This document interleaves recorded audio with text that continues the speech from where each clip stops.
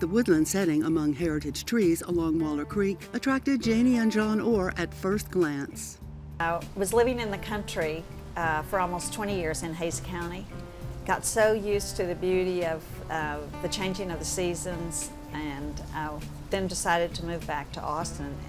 And I wanted to find, in fact my husband and I both wanted to find a place that was in the center of the city, that had one story, that had a view where you felt like you were still in the country. But as the realtor had warned, the house needed lots of work. When we saw it, my husband couldn't leave the creek, and I couldn't stop looking at the view out the big glass windows. This house was originally a beautiful brick exterior, which we had all wanted to save, but the way that it had been installed, it was just peeling away from the house. There was no way to save it. It was just, it was shot. That especially broke Dad's heart, because he just loved this old brick. You know, they call it UT, the common brick.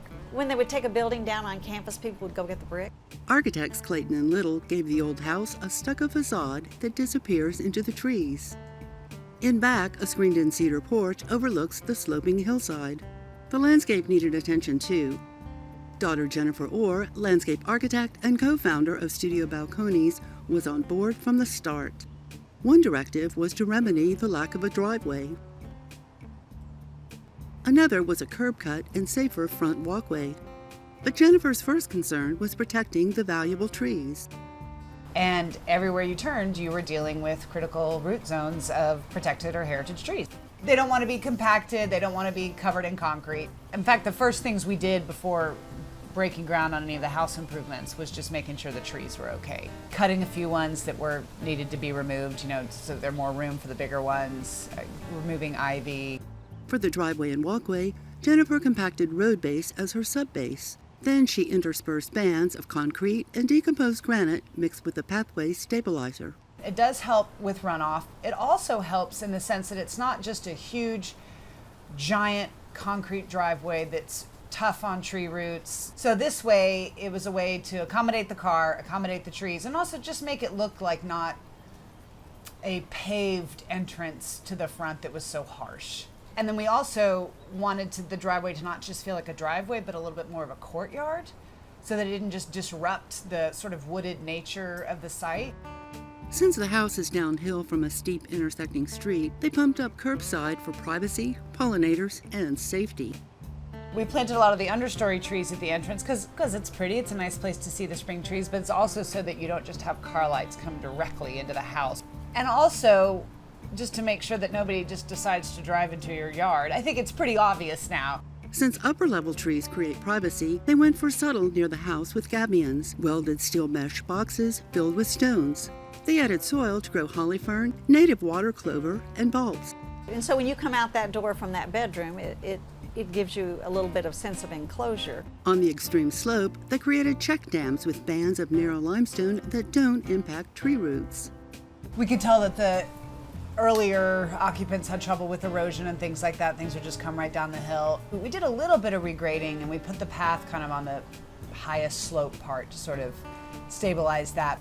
That's just to help to slow down the water. And also it gives you a little bit of access paths into the garden too that aren't quite so obvious. You can sort of walk along or next to the rocks and know you're not going to smush any plants. After eradicating nandina and other invasives, they went for drifts of mostly native woodland plants that attract pollinators.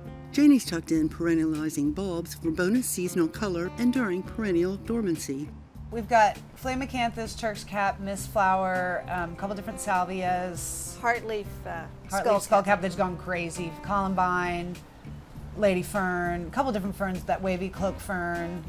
And then up north near the front, when we have a little bit more sun, we do have some firecracker fern. That's not native. And a couple different yuccas. We have the twist leaf yucca at the front and the pale leaf yucca farther down. And at one point we thought about doing some nolinas too. And we've even thought about doing some dwarf sables. So there's some other things that might get added down the line, we don't know. But really the hillside has now become sea oats and calocarpa, and have a couple of buckeyes. As we got closer to the house, we took a few more liberties, if you will. Rather than an enclosed garage, they opted for a carport. Of course, my carport is really another room. It isn't just a carport. Especially for the grandkids. Yeah, it's a lot of fun. You have privacy, but you can see too. To make it an attractive room just outside the kitchen, they chose cedar for the back wall storage area. On the neighbor's side, a welded mesh screen anchors fig ivy and native crossvine. It's raw, mild steel. I mean, it's going to rust, and that's fine. It's not galvanized. We didn't It's want to not- paint it. Certainly not stainless. And so this way you don't have to worry about that. And it just ages to that kind of brown coppery, which we felt worked with the green of the stucco and the black. These railings are all painted because of course you're touching them. Because of the height of it, you get the best breeze outside. So that's actually the place to sit, even more so than the porch. From the carport, they can take the boardwalk to the screened-in porch or pause before stepping down to the backyard. As you come down the stairs, that's kind of the bulb garden that my mom has put. Whichever bulbs, they're sort of the leftover bulb garden, and we just see what works. We graded into the hillside is what we did. We have these steel terraces that just hold that side make it much easier to get down that side of the slope.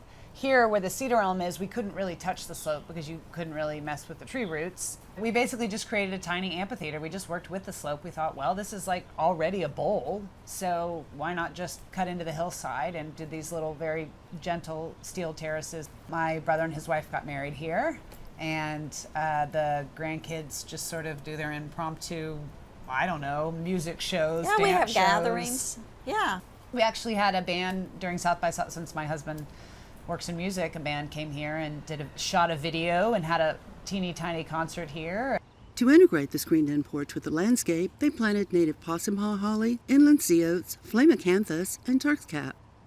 The strip at the bottom of the hill is where Janie can grow sun-loving grasses, perennials, and annuals for pollinators.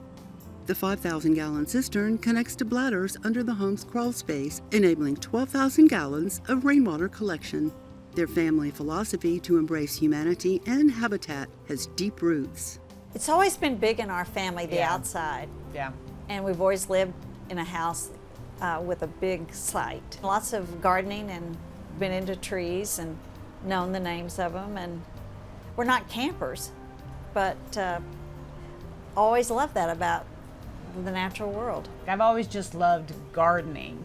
And I don't think I even understood or knew about the field of landscape architecture. I actually thought I was going to be a lawyer. My father was a lawyer, and people had always said, well, he'd be a fabulous lawyer.